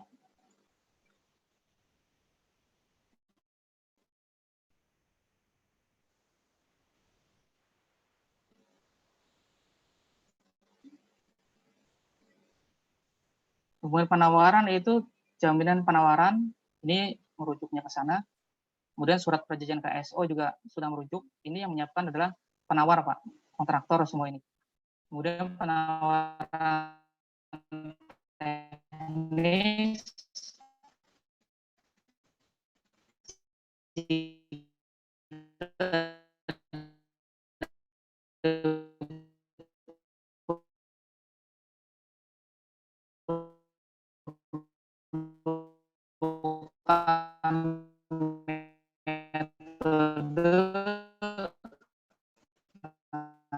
nanti kita menyiapkan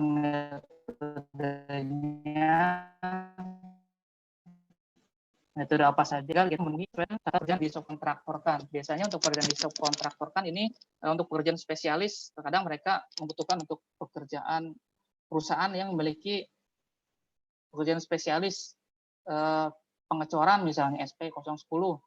Mereka harus mencantumkan dalam dokumen itu. Nah, kita diminta untuk provide itu. Biaya-biaya yang keluar nanti Pak dalam dokumen penawaran menjadi tanggung jawab penawar, kontraktor. Jadi tidak bisa diklaim ke owner. Kita menang ataupun kalah, ini jadi tanggung jawab kita. Termasuk biaya jaminan penawaran ini. Misalnya kan kita ke bank kan ada provisi bank misalnya. Itu juga kita yang keluar. Surat penawaran, daftar kuantitas harga juga. Ini contoh dokumennya ada semua dalam dokumen pemilihan. Jadi penuhi saja sesuai dengan dokumen pemilihan, Pak. Seperti itu, Pak. Jadi contoh dokumennya ada di nanti bisa di-share ya Pak, bisa mendapatkan ya Pak. Oh bisa Pak, nanti saya share contoh dokumen penawaran ya.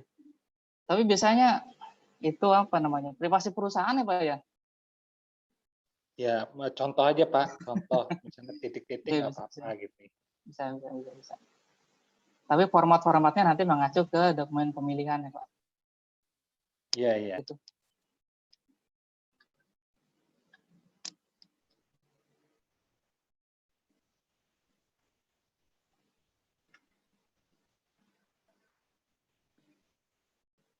Pertanyaan selanjutnya.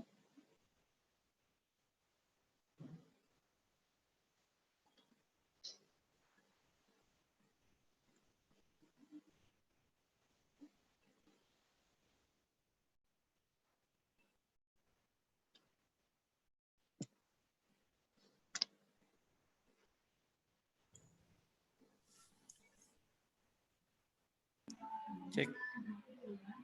Ya. Sudah tidak ada lagi yang raise hand, Pak?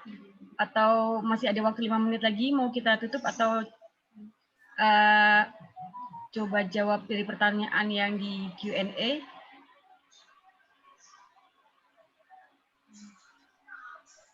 Q&A sudah no open question di saya.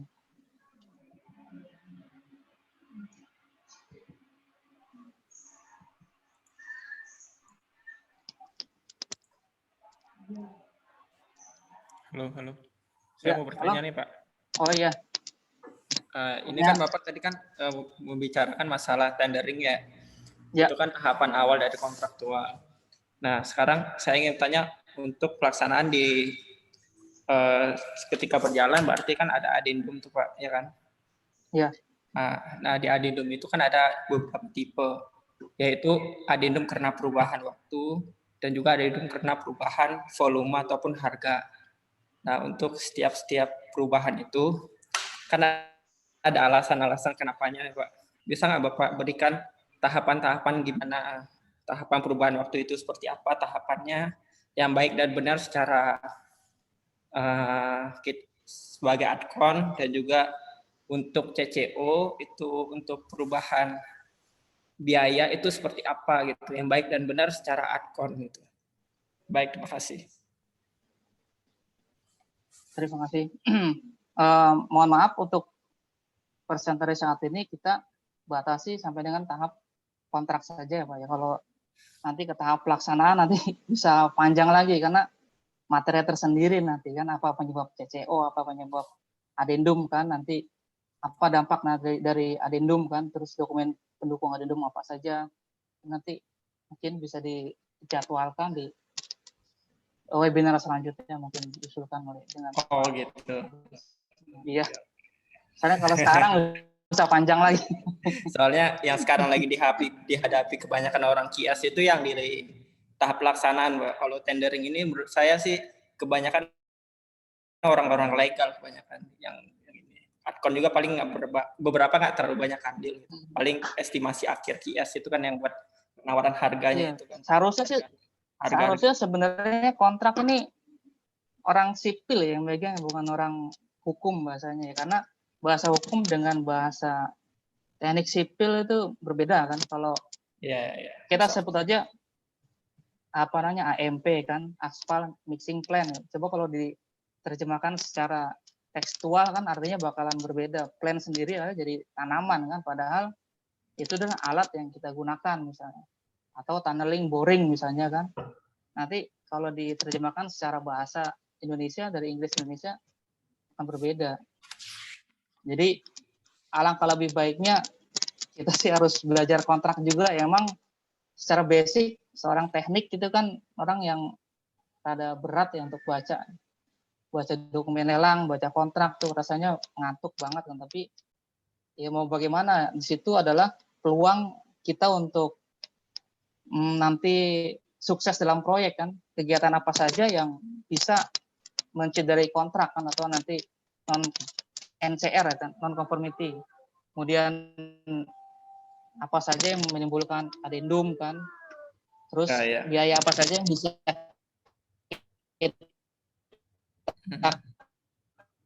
klaim misalnya ketika nanti persetujuan adendum waktu, nanti kan ada efek yang mengikuti di belakangnya. Misalnya waktu bertambah, maka personil kita di lapangan juga jadi bertambah, alat di lapangan juga jadi sewanya bertambah lagi. Nah itu bagian nanti dari tahapan pelaksanaan masuk dalam tahapan klaim konstruksi seperti apa. Ya ngerti Pak. Ya. Kalau untuk itu belum bisa Pak ya dijawab ya Pak. Prosedurnya seperti apa itu? Iya. Nanti panjang lagi nanti.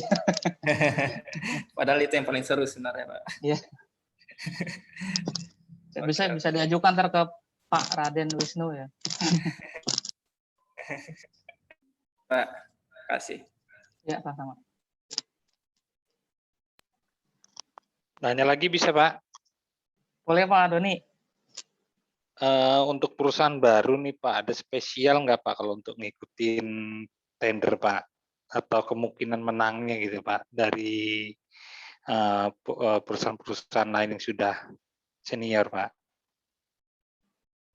Perusahaan baru biasanya KSO Pak. KSO untuk mendapatkan pengalaman sih biasanya Pak. Karena kalau maju sendiri juga banyak kurangnya, dalam artian kalau KSO ini kan nanti bisa sambil belajar ke yang senior tadi Pak bilang kan. Jadi kedekatan secara personal antara kontraktor juga itu bagian yang sangat berpengaruh dalam proses tender. Karena ketika yang dibutuhkan kualifikasinya double misalnya, harus memiliki kualifikasi jalan dan bangunan gedung misalnya. Atau misalnya memiliki bangunan gedung serta memiliki kemampuan subkualifikasi EL elektrikal tertentu misalnya untuk lift misalnya. Kadang kan kalau untuk perusahaan baru belum punya subkualifikasi seperti itu. Nah, itu harus join kan. Join seperti itulah gitu Pak. Berarti biasanya diprioritaskan kan ya Pak ya? Prioritaskan tadi dari pengalamannya boleh tanpa pengalaman. Jadi KD-nya juga boleh 0, Pak. Kemampuan dasar perusahaan dari pengalamannya termasuk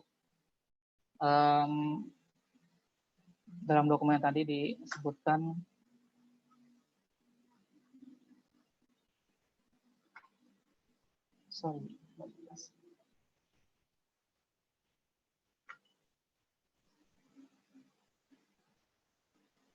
jadi apa namanya, diskon lah, atau misalnya kelebihan perusahaan baru juga diakomodir lah, mereka juga dari PU juga berarti kan welcome untuk perusahaan baru, nggak harus perusahaan yang berpengalaman yang boleh ikut gitu.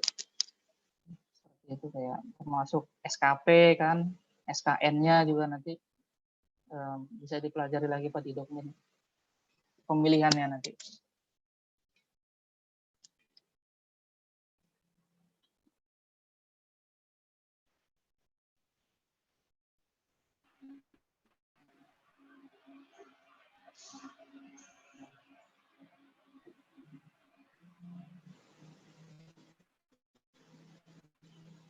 Baiklah, saya kira cukup untuk pertanyaannya, Mas.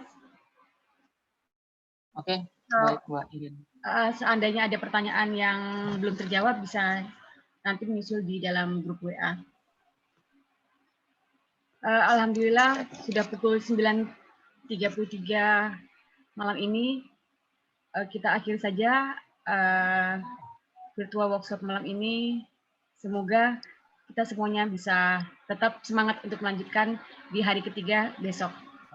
Demikian atas perhatiannya dan kesempatannya kepada Bapak Wahid, para admin panitia, dan juga para peserta pada malam ini kami ucapkan terima kasih. Wabillahi taufiq wal hidayah. Wassalamualaikum warahmatullahi wabarakatuh. Selamat malam.